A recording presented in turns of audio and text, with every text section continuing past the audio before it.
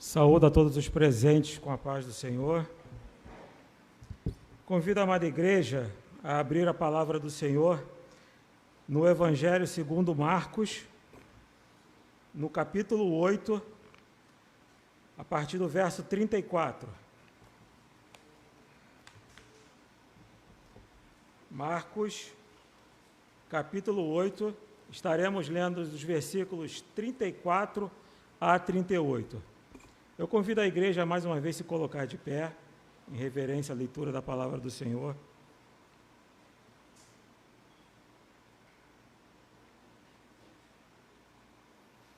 Todos acharam? Amém.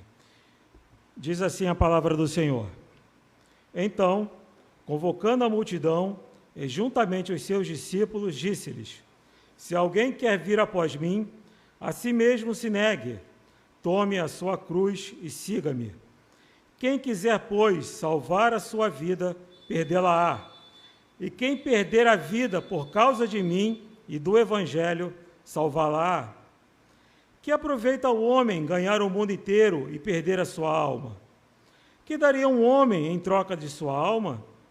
Porque qualquer que nessa geração adúltera e pecadora se envergonhar de mim e das minhas palavras, também o Filho do Homem se envergonhará dele, quando vier na glória de seu Pai com os santos anjos. Senhor, mais uma vez, lemos a Tua palavra, esvazia-nos, ó Senhor, de nós mesmos, e, Senhor, dá-nos o entendimento, Senhor, que Tu queres para a nossa vida. É o que nós te pedimos, em nome de Jesus. Amém. Os irmãos podem se assentar.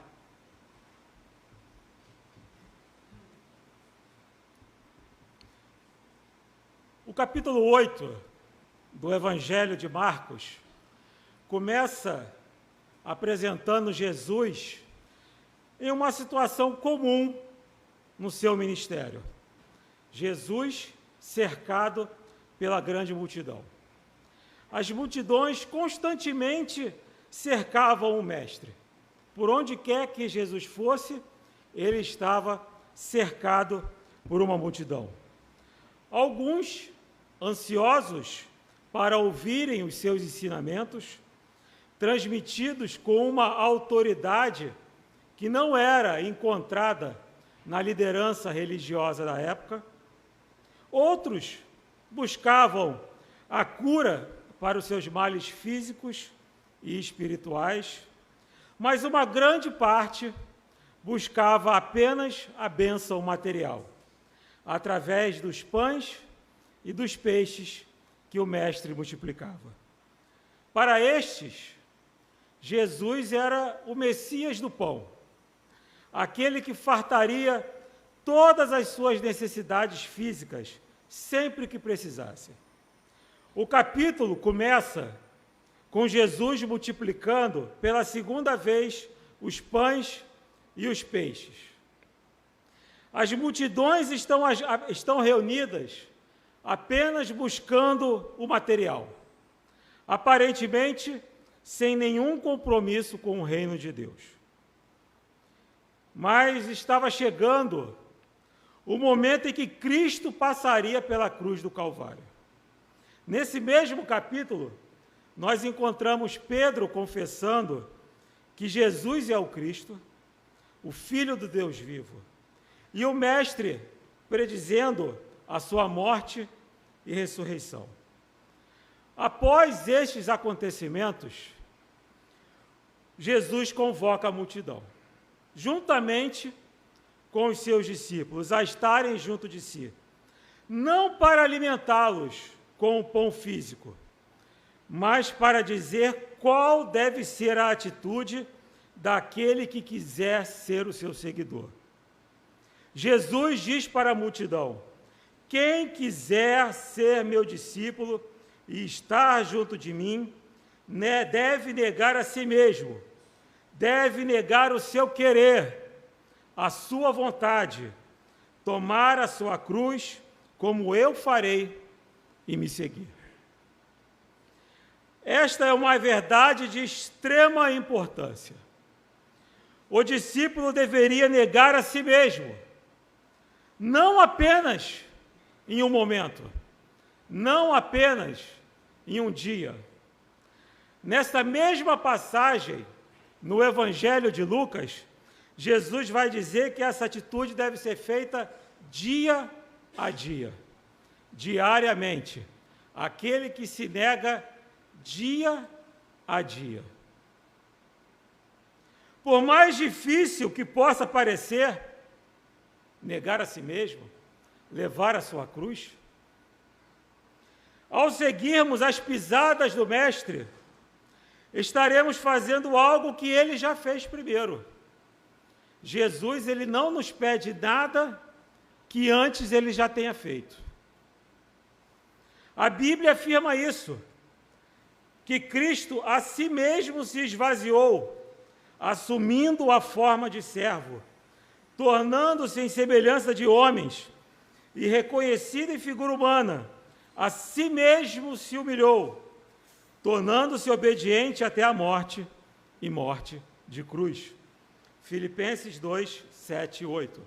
Então, tomar a cruz, negar a si mesmo e tomar a cruz é algo que Jesus requer de nós, mas é algo que ele já fez antes de nós.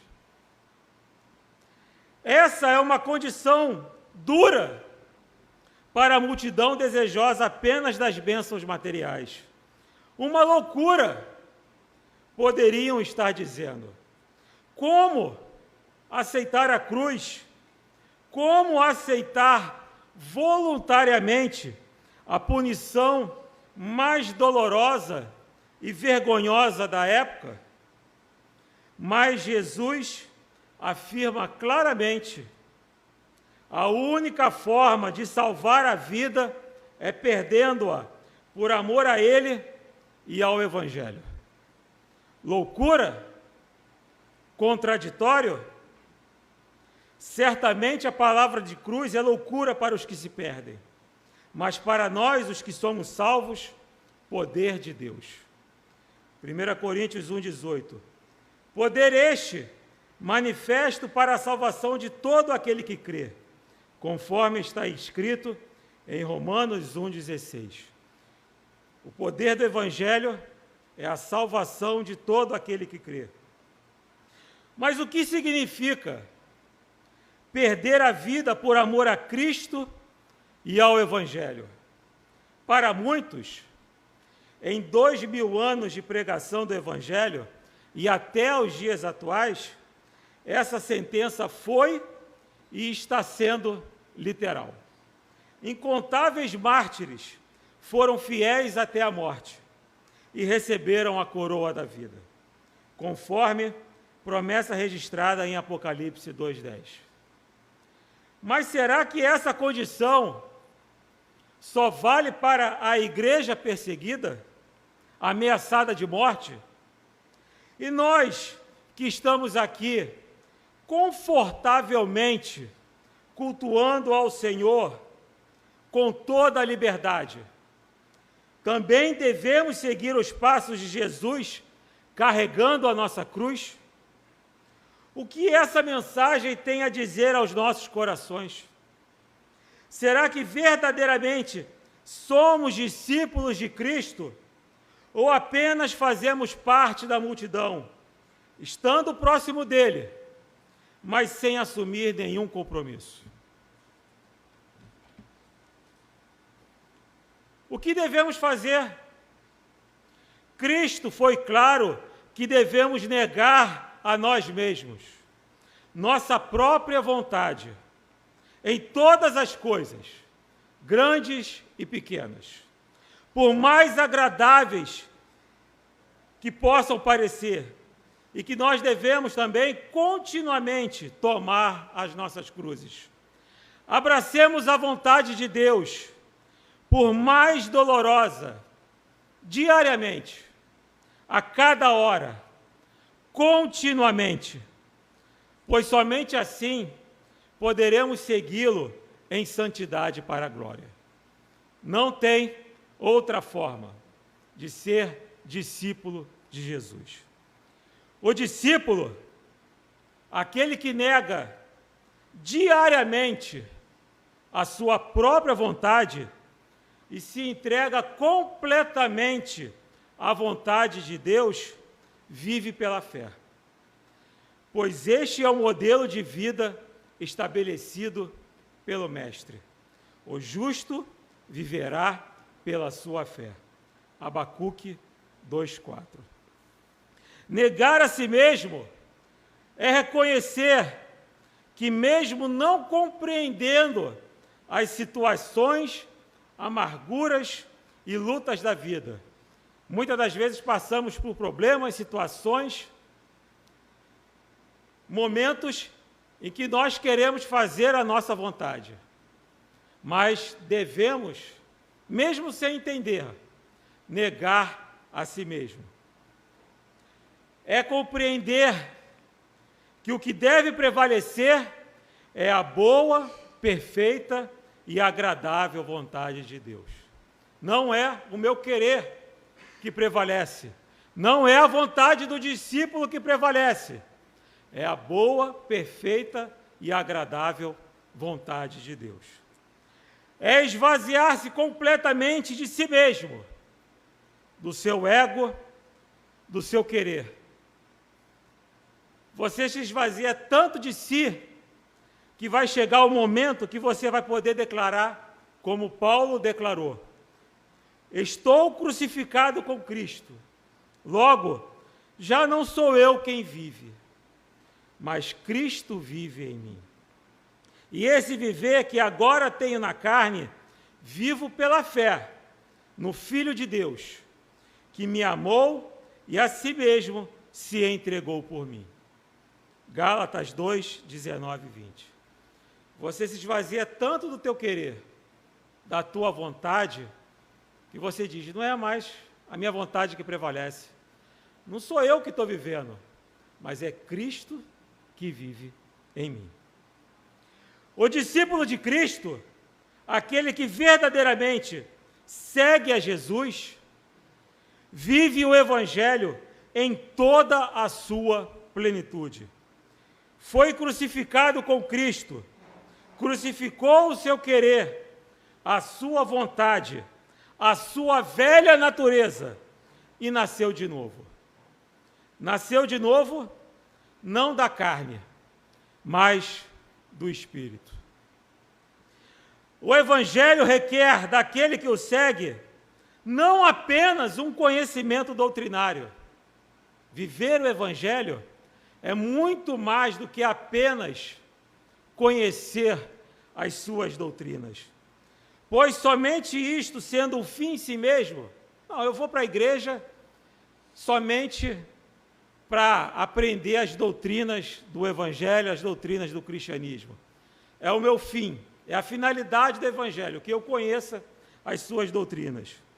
Se a sua caminhada é somente para esse fim, então ela é infrutífera e vazia. O Evangelho requer muito mais do que isso. Requer uma mudança completa de pensamento, de ação, de atitude e, por que não dizer, até mesmo de vestir.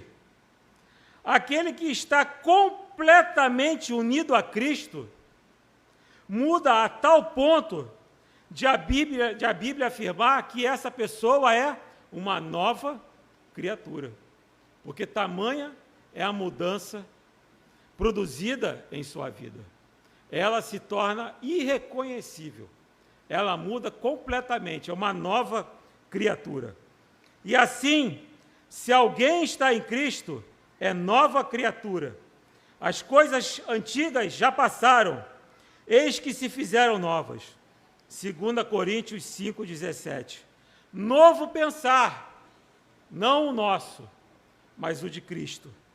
Novo sentir, não o nosso, mas o de Cristo.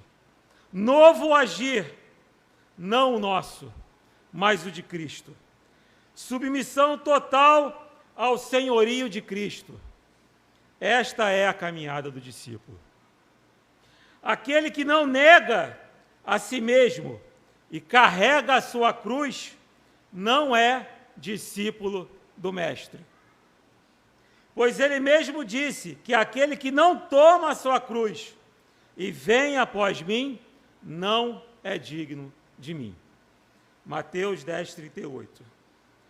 A multidão, aquela que cercava Jesus, aquela que queria o pão físico, aquela que queria as bênçãos materiais, ela não quer carregar a sua cruz, porque está com as mãos ocupadas, abraçando o mundo. A multidão, aquele que não tem compromisso com Deus, não quer carregar a cruz, porque está com as mãos ocupadas, abraçando o mundo. Mas como foi lido, que aproveita o homem ganhar o mundo inteiro e perder a sua alma? Que daria um homem em troca da sua alma? Os que querem ganhar o mundo se tornam amigos do mundo. Os que vivem de acordo com o seu querer, fazendo toda a sua vontade pecaminosa, se torna amigo do mundo. Os que não carregam a sua cruz e seguem o Mestre se tornam amigos do mundo. Como o apóstolo Tiago bem disse: infiéis, não compreendeis que a amizade do mundo é inimiga de Deus? Aquele, pois, que quiser ser amigo do mundo, constitui-se inimigo de Deus. Tiago 4:4. É uma postura radical? No Evangelho não existe concessões para o pecado. Ou é discípulo que nega a si mesmo, toma a sua cruz e segue a Cristo, ou é amigo do mundo e inimigo de Deus. Cristo deixou isso bem claro. Quem não é por mim, é contra mim. Quem comigo não ajunta, espalha. Lucas 11, 23. Não existe meio termo. Ou você é discípulo da forma que o Mestre, no padrão estabelecido por Jesus, ou você é amigo do mundo e inimigo de Deus. Não existe meio termo.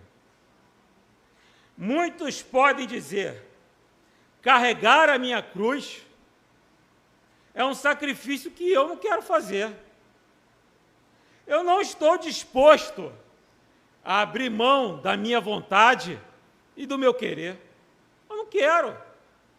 Ainda mais na nossa pós-modernidade, onde o egocentrismo, o antropocentrismo, o homem está no centro de todas as coisas, o homem é o padrão estabelecido a ser seguido.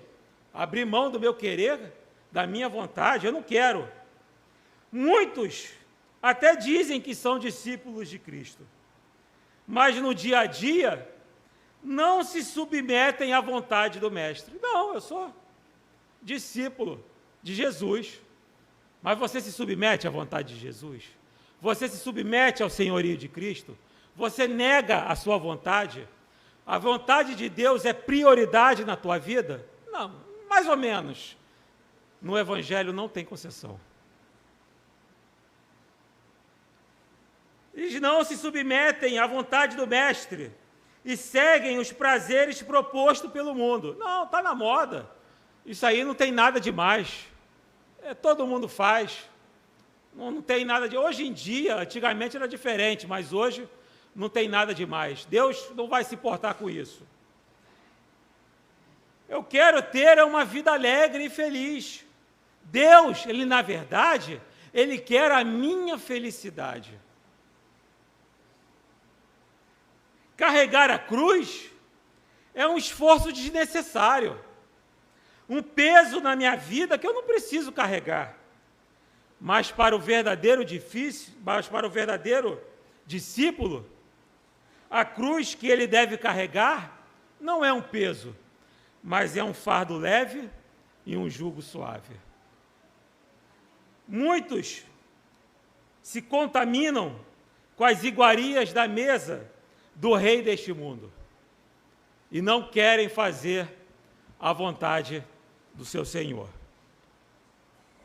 O discípulo tem plena consciência de que, apesar de estar no mundo, não faz parte dele. seu coração não está aqui, pois contempla o galardão que o aguarda. O discípulo ele não caminha olhando para as atrações deste mundo. O seu coração, a sua mente, está voltada para o galardão que o aguarda lá no porvir. Para ele, negar a si mesmo e carregar a sua cruz, seguindo o Mestre, é melhor do que carregar, do que fazer qualquer prazer passageiro oferecido por este mundo. Carregar a minha cruz, fazer a vontade de Cristo, é melhor do que qualquer prazer passageiro deste mundo. Só aqueles que têm fé reconhecem o valor de carregar a sua cruz. Pela fé, Moisés, quando já homem feito, recusou ser chamado filho da filha de Faraó, preferindo ser maltratado junto com o povo de Deus, a usufruir prazeres transitórios do pecado, porquanto considerou o opróbrio de Cristo por maiores riquezas do que os tesouros do Egito, porque contemplava o galardão. Hebreus 11, 24 a 26. Moisés, ele recusa toda a glória do Egito para fazer a vontade de Deus. E muitos daqueles que se dizem discípulos de Deus recusam fazer a vontade do seu Senhor para abraçar a glória do Egito. Mas a inimizade com o mundo traz consequências. Negar a si mesmo, ser inimigo do mundo e amigo de Deus, traz consequências. O discípulo é odiado e perseguido, pois o homem carnal não consegue discernir e entender o amor que todo aquele que anda nas pegadas do Mestre tem pelo seu Senhor. O homem carnal não consegue entender o amor que o discípulo tem pelo seu Senhor. O homem carnal não consegue compreender a entrega total que o Evangelho requer daquele que o segue. A multidão persegue o discípulo porque vê em sua vida o Cristo que tanto despreza. A multidão persegue o discípulo porque vê nele o Cristo. Aquele que está andando nas pisadas de Cristo, reflete quem? A Cristo. Quando o mundo olha o discípulo carregando a sua cruz, negando a si mesmo, negando os prazeres oferecidos pelo mundo e fazendo totalmente a vontade do Senhor, eles olham a Cristo e eles desprezam a Cristo.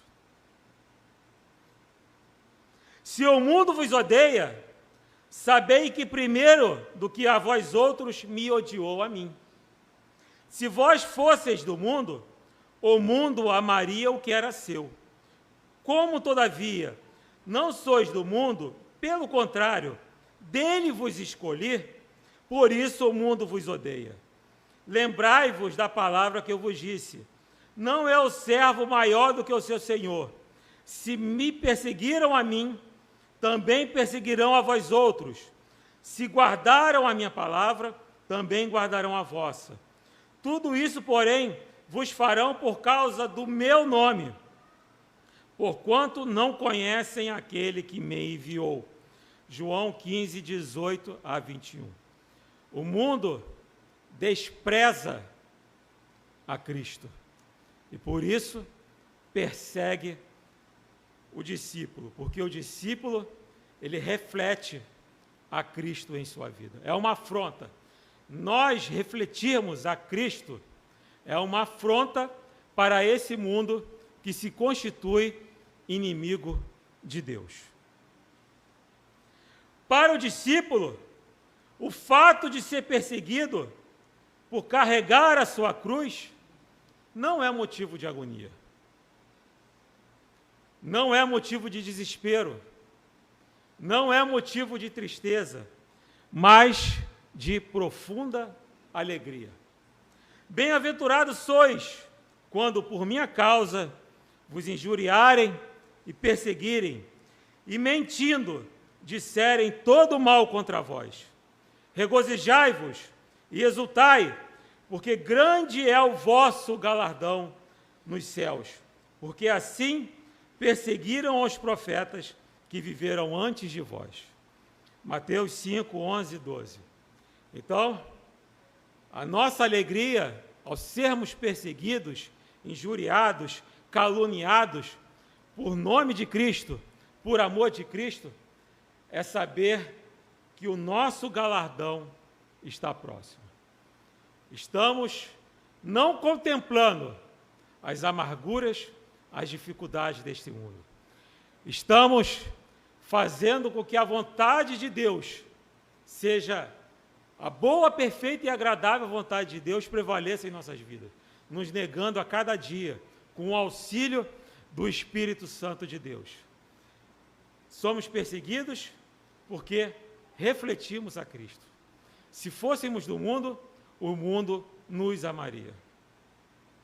Jesus convocou, no início do texto lido, Jesus convoca a multidão e os discípulos.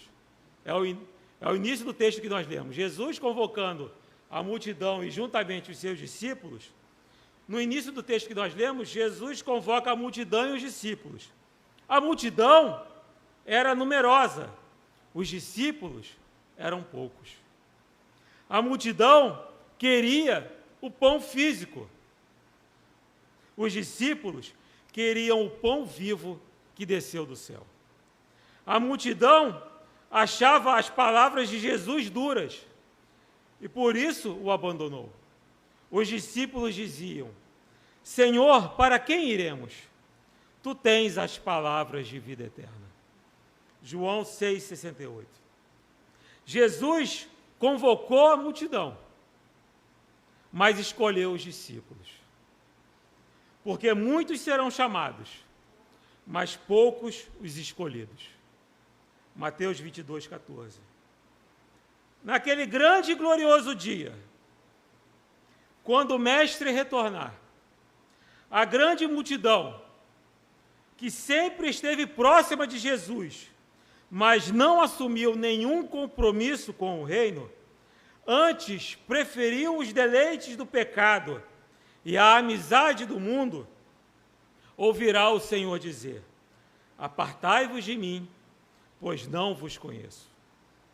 Já os discípulos, que, ao ouvirem o chamado de Cristo, negaram a si mesmo, se tornando inimigos do mundo, e com total alegria tomaram a sua cruz e seguiram ao seu Senhor, verão a sua esperança ser cumprida ao ouvirem o Mestre dizer: vinde, benditos de meu Pai, entrai na posse do reino que vos está preparado desde a fundação do mundo. Devemos nos avaliar constantemente. A Bíblia fala: avalie-se, pois, o homem a si mesmo. E não é para se avaliar somente em alguns momentos antes da Santa Ceia. A avaliação é diária, a cada dia, a todo momento. Nossos pensamentos, sentimentos, atitudes demonstram que fazemos parte de que grupo? A tua vida demonstra que você faz parte de que grupo? Da parte da multidão, você faz parte da multidão que está próxima a Jesus, ouve as palavras de Jesus, ouve os ensinamentos de Jesus, estava ali no seu dia a dia, mas não assumia nenhum compromisso, ou você faz parte dos discípulos, que entendeu o chamado e, auxiliado pelo Espírito Santo de Deus, realmente vive o Evangelho em toda a sua plenitude, assume um compromisso com o reino de Deus, nega a si mesmo, toma a sua cruz, e para onde Jesus vai, vai também atrás. De que grupo você faz parte? Se analise. Você faz parte da multidão ou faz parte dos discípulos? Que possamos estar refletindo sobre essa palavra, que possamos guardar isso em nossos corações. Nós não queremos fazer parte das multidões, nós queremos estar junto de Cristo, fazendo parte do grupo dos discípulos. Que Deus nos abençoe poderosamente, em nome de Jesus.